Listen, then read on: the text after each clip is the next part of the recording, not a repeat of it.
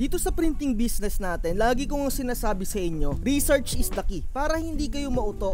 At maraming salamat sa mga nagko-comment sa atin dito sa ating comment section na sinishare yung kanilang mga experience. At shoutout sa'yo Prince, basahin lang natin yung sa tingin ko eto yung naging experience niya. Sabi niya dito, mas okay talaga ang Canon for starter pack, especially if documents printing ka lang.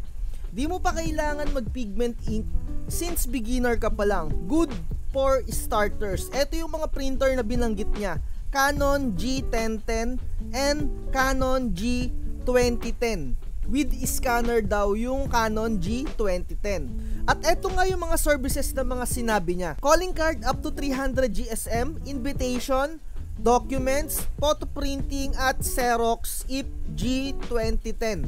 At eto pa yung nabanggit niya dito, saka ka na magdagdag ng Epson if talagang kailangan mo mag-pigment or sublimation. Pero take note, ma-maintenance ang hindi dye ink, which is tama naman talaga. Pero mas okay kung mag-sublimation ka for additional services like mugs printing, t-shirt printing, etc.